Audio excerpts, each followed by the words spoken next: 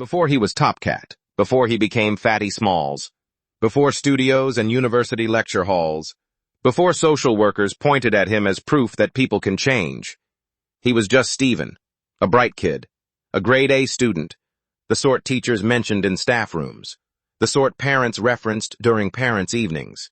Every name he carried marked a different version of himself. Steven, Slater, Stevie, Steve, Slim, Fatty Smalls, Top Cat. Every one of them belonged to a different chapter. Every one of them survived something. This is the story of a boy who went from classrooms to police cells, from cannabis to Class A addiction, from joyriding stolen cars through Oxfordshire estates to psychiatric wards behind locked doors, from amphetamine psychosis to university lecture halls, from criminal records to mentoring vulnerable young people. And through all of it, one person stayed beside him. Jason, his brother from another mother, his best mate for life. This is not a story about crime being glamorous. It is about consequence, about systems, about addiction, about survival, and about how impossible it can feel to come back. Steven Slater sat at the front of the classroom with a worksheet finished before anybody else reached question 4. He was quick, sharp, funny. He could switch between being the teacher's favorite and the class clown within seconds. At 13, teachers already talked about college. Some even mentioned university. Outside school, life was different. Money problems, stress, adults carrying their own pain, the sort of tension children absorb silently. School became the place where he mattered. But adolescence changes people, and the estate changed him first. Jason arrived in Steven's life like chaos wrapped in loyalty. Loud laugh, quick fists, huge heart. The sort of friend who would fight beside you even if you were wrong. On weekends, they wandered estates for hours. Football cages, corner shops, bus shelters. The endless boredom of teenage life. The older boys fascinated them. Tracksuits, gold chains, cars, money. What Steven and Jason couldn't see yet was how many of those older boys were already addicted, already traumatized, already heading towards prison. Teenagers rarely see consequences. They only see status. And status on the estate came from risk, not grades. The first spliff happened behind garages one winter evening. A cheap lighter, cold fingers, laughter. At first it felt harmless. Cannabis became part of the routine, after school, at parks, at parties. Steven still got good grades, still joked around, still looked normal. That was the dangerous part. Because nothing terrible happened immediately. Nobody explained gradual change. Nobody explained how habits creep, how identity shifts, how the brain starts attaching comfort to chemicals. Cannabis lowered barriers, normalized intoxication, made risk feel ordinary. Soon they were skipping lessons. Then the rave scene entered their lives through older boys with battered Vauxhalls and cassette tapes full of pounding dance music. Warehouses, fields, illegal parties, smoke machines, bass shaking the ground. That was where Steven first took ecstasy. An hour later, the world transformed. Music became emotion. Lights became magic. Every stranger became family. The problem with powerful highs is that ordinary life afterwards feels smaller, duller, gray. Weekdays became obstacles between parties. Soon came amphetamines, then LSD. Teenage brains often mistake survival for invincibility.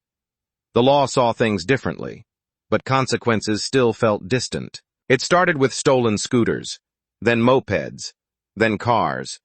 The thrill came from danger, not destination. Empty industrial estates at night, roundabouts taken too fast, tires screeching. To teenagers it felt cinematic. Freedom, rebellion, power. Reality was different. Joyriding destroyed lives. Criminal records started young. Steven thought he would never be caught. That belief became addictive by itself. Then came burglary. The first one terrified him.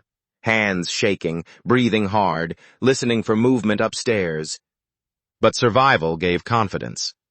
Then came more. Commercial units, garages, storage containers. Every successful crime lowered moral barriers. Soon they rationalized everything. Insurance covers it. Rich people won't miss it. Everybody steals. But victims remembered. Elderly homeowners became frightened in their own houses. Small businesses collapsed after losses. By 15, things escalated further. ROM raids became the new obsession. Stolen vehicles driven through shop fronts. Seconds to grab stock, then escape before police response. Glass exploding, alarms screaming, adrenaline drowning thought. Slim gained reputation. Too much reputation. Police began connecting him to crimes even when evidence was weak, and that changed everything. After a traumatic arrest at 16, Stephen changed. Angrier, more paranoid, more reckless. Amphetamine became daily life. Speed kept him awake for days, talking endlessly, unable to rest. Then came deterioration, weight loss, mood swings, aggression, hallucinations. He heard sounds that weren't there, thought strangers watched him. Jason worried constantly. But addiction changes priorities. Drugs become solution and problem simultaneously. One night after days awake mixing amphetamines, cannabis, alcohol, and LSD, Stephen spiraled into psychosis. Reality fractured. He believed television spoke directly to him, believed strangers in cars were undercover police. Jason found him pacing through streets at 4 a.m, sweating, terrified, talking nonsense. Eventually, emergency services intervened. The psychiatric ward smelled of disinfectant and boiled vegetables. Locked doors buzzed electronically. Windows opened only a few inches. To Stephen, it felt like prison disguised as healthcare. No freedom, no trust, no control. And Stephen stayed there far longer than anybody expected. 5 years. Birthdays disappeared. Christmases vanished. Relationships collapsed. Youth evaporated. He often felt invisible, like a file instead of a human being. But somewhere beneath trauma and addiction, intelligence survived. One nurse noticed. She handed him books, psychology, addiction studies, recovery stories. Stephen started reading obsessively. For the first time, he saw patterns, trauma, identity, substance misuse, masculinity, social deprivation. He realized he wasn't uniquely broken. He was damaged. And damage could sometimes heal. Through all 5 years, Jason stayed, sometimes bringing cigarettes, sometimes bringing laughter, sometimes just sitting silently. Those visits mattered more than medication, because mental illness isolates. Addiction isolates. Institutions isolate. Human connection keeps people alive. When Stephen finally left the ward, the outside world felt alien. Technology changed. People changed. Music changed. He walked through town feeling like a ghost, but he was tired. Truly tired. Tired of chaos. Tired of fear. Tired of losing years. Recovery began with small routines. Wake up, shower, walk, read, stay sober one more day. Then came courses, mental health mentoring, community programs, substance misuse education. His old intelligence returned. When discussions covered addiction cycles, criminal behavior, or youth vulnerability, he spoke from experience. Students listened. Lecturers listened. For the first time, his past became useful instead of shameful. Stephen eventually became chairman of Oxford Community Mental Health Services as a service user representative. The same young man once arrested, sectioned, and addicted now sat in meetings discussing policy, recovery pathways, and patient experience. He challenged professionals respectfully but honestly. People aren't just diagnoses, he said, and addicts aren't automatically bad people. Some are traumatized kids who never got help early enough. Recovery wasn't glamorous. After studies and volunteering, Stephen worked factory shifts for 5 years, long hours, cold mornings, repetition. But he had a dream, a studio. Music had always followed him, from rave tapes to ward headphones.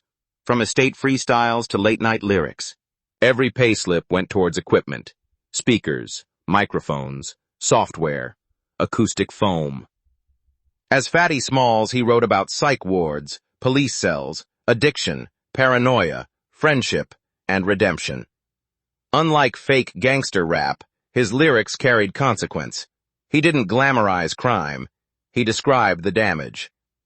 Then, as Top Cat aka Slim, the studio finally became reality, built through discipline, patience, recovery. The first night he sat alone inside, surrounded by equipment, Stephen nearly cried. He remembered police cells, ward corridors, drug debts, stolen cars. Now he had this, a future. And somewhere music played.